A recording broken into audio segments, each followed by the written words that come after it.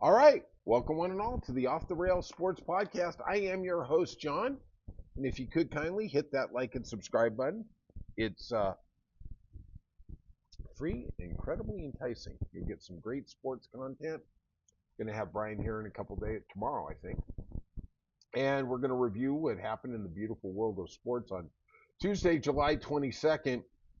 I guess really the big headline is kind of a slow day, but Venus Williams, the iconic legend, the sister of Serena, 45, wins a match in the Washington, D.C. tennis tournament. First one in 2 years that she's won. Oldest since Martina Navratilova to win a match on the professional women's tour. She beat Hayden Stearns, and you know what? There's something to be said.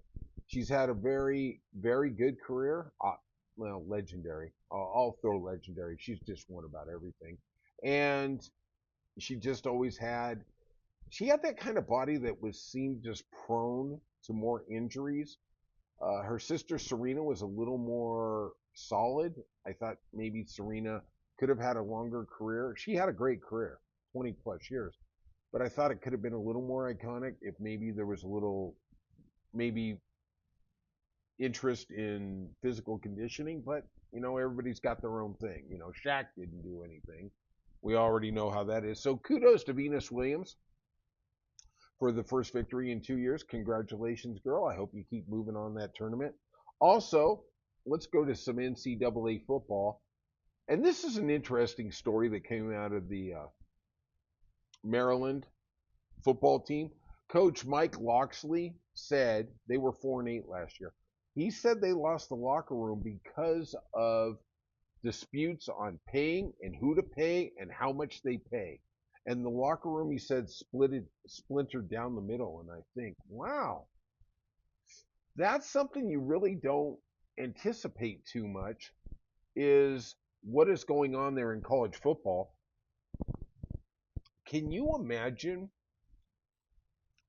I'll give you an example.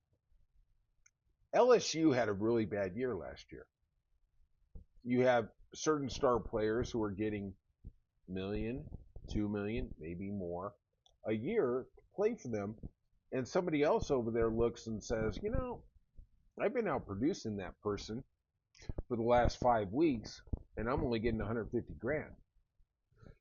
I think that's part of the human condition, is to rate yourself against your co-employees and then want to get compensated, and there's nothing wrong with that.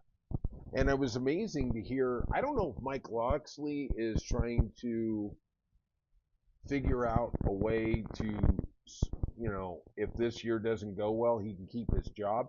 But this is kind of the reason Nick Saban said he left college football, is because he didn't want to deal with all these political things.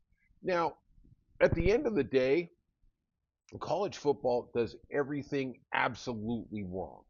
Okay? They should have a collective bargaining agreement with the players. They don't want to make them employees. They're still going on the cheap. And trust me, when you get that $3 billion judgment in about 6 years because of your colluding type of activities that you're doing, because at the end of the day, where they are wrong, they are all individual schools. They're in conferences, but you cannot arbitrarily limit what every school can pay their players. They're trying to put caps on. They're trying to get something from Trump. They're trying to get something from the Senate. They're trying to get something from the House. It does not work. Why do you think the NFL hasn't broken the NFLPA? Because they need them. Without them, everybody's a free agent. Everybody has an unlimited salary cap. That is their worst nightmare. They'd rather knock down the union than not have a union. And that is the problem that college football is making. And I think Mike Locksley gets to a bigger point, that we as fans don't understand why some of these teams take a nosedive, don't do very well. Well, these are kids. These are kids. They're very competitive kids. They're super alpha, and they want as much money as they can get. I don't blame them. I'm always about the players getting money. Also, let's talk about the NFLPA. And J.C. Trotter came on the Dan Patrick show, and this guy is an idiot on an idiot. He was the guy who, for all intents and purposes, shepherded Lloyd Howe to the presidency of the NFLPA. He had been the president before. He took a step back. He brought him in for a 2-year term. Then they were going to elect somebody this year for the 10-year term, which is very important because you are going to be the lead negotiator in the new collective bargaining agreement with the owners. J.C. Trotter is obviously a nefarious, terrible human, a union official. I don't know him as a human. I apologize for that. But he literally led the search where they told the members, we're going to vote on a couple candidates, but I'm not going to tell you who they are until the day of the vote. And then they walk in the room and go, oh, there's this guy and this guy. I mean, could you imagine literally could you imagine somebody, your wife, somebody telling you, hey, we're going to get a house. And you, okay. In 30 days, we're going to walk into the real estate office. We're going to walk into a room, and there's going to be 2 homes, and we're going to have to pick one. We can't walk out with saying no to both. We have to pick one. Wow. That's what J.C. Trotter did. And they got Lloyd Howe. And then Lloyd Howe made him the chief strategy officer, which begs the question, after the collusion agreement came to that he testified in, that he had to give his cell phone data, that now he says on Dan Patrick, I didn't know about the collusion. I didn't know about the ruling. I got 2 words for it, and it starts with BS. One or 2 things has happened. You're either incompetent at your job, if you're the chief strategy officer for the union, or you're lying. One of the 2. And when the Lloyd Howe stuff came out because of Pablo Torre's excellent journalistic abilities, why didn't you resign that day? I just, whatever. To me, the NFLPA has to get rid of everybody. Don't forget, a couple days ago, the union council surrounded Lloyd Howe and said, that's our man. It's like everybody on the Titanic getting on the deck while the band plays and saying, man, we got faith in the captain. No, you don't. This guy is going to ruin it. And the owner's got to just be sitting back there going, oh my God. God forbid they get somebody like D. Smith. D. Smith was the president before then, and he literally would take the owners to court on everything. And I honestly think that is the best way to go. Be the fly in the ointment. Be that rub. Be that pebble in their shoe. But the union, the players, whatever, that's their thing.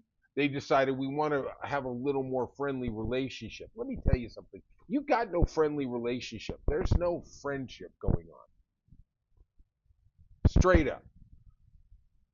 That's just me. All right. Let's get to the beautiful world of baseball. Let's recap what happened on Tuesday. Looks like the Twins are going to beat the Dodgers. Wow. Dodgers. We thought they kind of righted the ship yesterday with a win. Ooh, not looking good. Rojas gets your win. Guardians beat the Orioles 6-3. And just when I think the Orioles might have a shot to get to 500, they disappoint. They're now 44-56, 12 games under 500. You would think they're going to be huge sellers at the trade deadline, but we'll see. Pirates took the second game in a row from the Tigers, 8-5. Keller gets your win there. Marlins beat the Padres 4-3. This is the time, man. The Padres, come on, make your move. Jesus, you can't be losing to the damn Marlins. Phillies, second game in a row, beat the Red Sox 4-1. Brian was talking about how big the Cubs series was. In our podcast on Monday, I was talking about how this 9-game of the Cubs, Phillies, Dodgers is rated as the toughest 9 games any team has this year. It's going to be tough. They have lost 4 out of 5, on the road trip so far. The Nationals beat the Reds 6-1. Looks like the Rays beat the White Sox 4-3. Ugh, God, I look at the Rays and I think, how are they 53-49? I mean, they just do it with damn smoke and mirrors. I'm telling you right now. Mets really had an impressive win against the Angels 3-2. Montes got the win there. The Giants beat the Braves 9-0. Braves, they should be sellers. I'm hearing a lot of rumors out of the Braves organization. They're going to sell, but it's kind of like a 1-year sell. Kind of like they're talking about the Royals. Let's maybe get rid of Lugo, but whatever, so we can reset for a year from now. I don't know. I don't know what you're going to get. Talking about the Royals, they lost to the Cubs 6-0. Rangers, I am telling you, they are coming. Be scared of the Rangers. They are real. They beat the Athletics 6-2. DeGrom once again gets the win, 10-2, 2.2 ERA. That kid is in the Cy Young. He's already won 2. He could get a third this year. Rockies, they are playing really some nice baseball since the All-Star break. Beat the Cardinals 8-4. Diamondbacks lose the Astros 3-1. Valdez gets your win, 11-4 with a 2.6 ERA. Now we're starting to see the creme de la creme of the pitchers start to really, really show. And the Mariners beat the Brewers 1-0. Gilbert pitched a masterful game. God, only allowed 2 hits. Unbelievable. All right, that's it for today. If you could, hit that like and subscribe button. It means a lot to us. And if you're feeling a little risque, go ahead and leave that comment because I will respond to them, you little rascals. All right, that's it from Off the Rails Sports Podcast.